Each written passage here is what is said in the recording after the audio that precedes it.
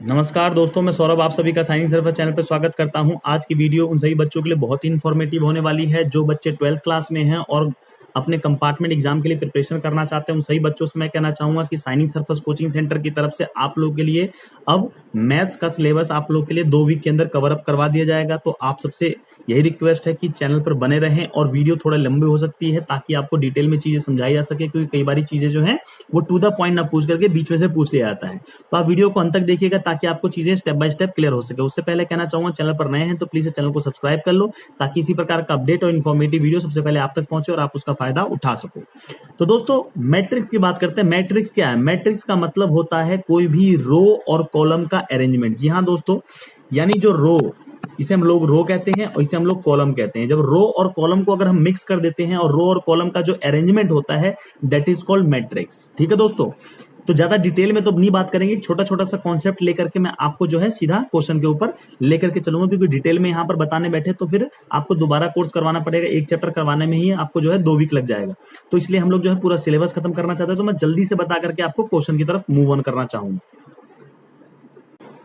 एक यहाँ पर इंपॉर्टेंट बात आपको बता दूं कि मैट्रिसेस जो जिसको हम बोलते हैं, मैट्रिसेस मैट्रिसेस जो होता है वो प्लूरल वर्ड होता है हमारे मैट्रिक्स का। जी हाँ, नॉर्मली मैट्रिक्स बोलते हैं, मैट्रिक्स का जब प्लूरल वर्ड को हम लेते हैं तो मैट्रिसेस कहलाता है। अगर डेफिनेशन की बात करें तो डेफिनेशन में आपको एक वर्ड बहुत याद रखना होगा, वो है ऑर्डर्ड रेक्टेंगुलर एरे। यानी जो मैट्रिक्स होता है उसको हम लोग क्या बोलते हैं? Order rectangular array. ये मैंने क्यों बोला?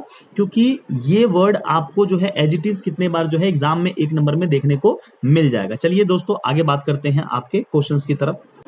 यहां पर मैं एग्जांपल की बात कर लेता हूं आपके सामने। जैसे मैंने एक ए मैट्रिक्स लिया है, ए मैट्रिक्स के अंदर अगर मैं एग्जांपल की बात करता हूं तो जैसे देखिए यहां पर ये फॉर्म जो लिखा हुआ है ना, ऐसे करके फॉर्म, इसको हम लोग रो कहते हैं। तो ये मेरा क्या कहलाएगा? रो 1। ये क्या कहलाएगा? रो 2। ये क्या कहलाएगा? रो 3। और जो ये फॉर्म है इसको हम लोग कहते हैं कॉलम। तो ये हमारा कहलाएगा कॉलम 1, ये कहलाएगा कॉलम 2, ये कहलाएगा हमारा कॉलम 3।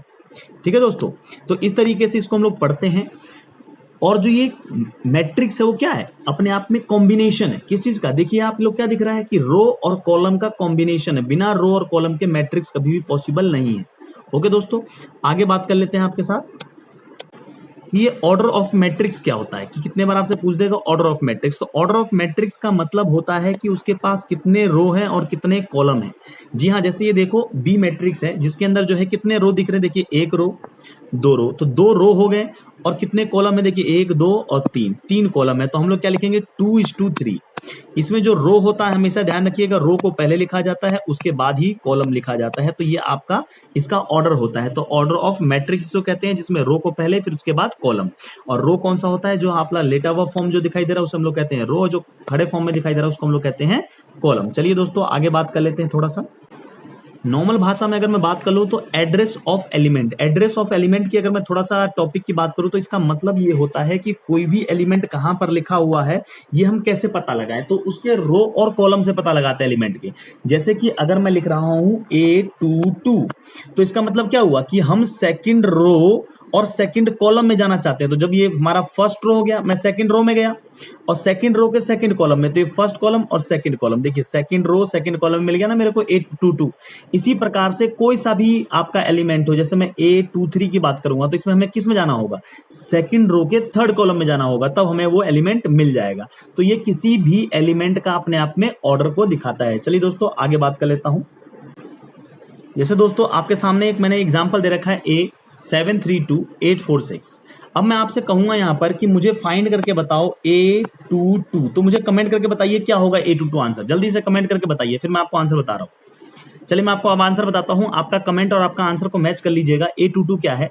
तो मुझे सेकंड रो सेकंड कॉलम में जाना है, तो मैं सेकंड रो ढूंढूंगा। सेकंड रो ये रहा और सेकंड कॉलम क्या है? सेकंड कॉलम ये रहा। मेरा एलिमेंट का आंसर क्या हो जाएगा? 4, यानी हमारा आंसर हो जाएगा 4। अगर आप में से जिसका आंसर 4 था सही है और जिसका आंसर गलत है कोई बात नहीं, दोबारा से आप लोग ट्राई कीजिएगा। दोबारा मैं एक बार बात कर लेता हूं। मैं सपोज दैट मैं आपसे कहता हूं कि आप मुझे 2 1 निकाल के बताइए। अब 2 1 के लिए क्या हो जाएगा?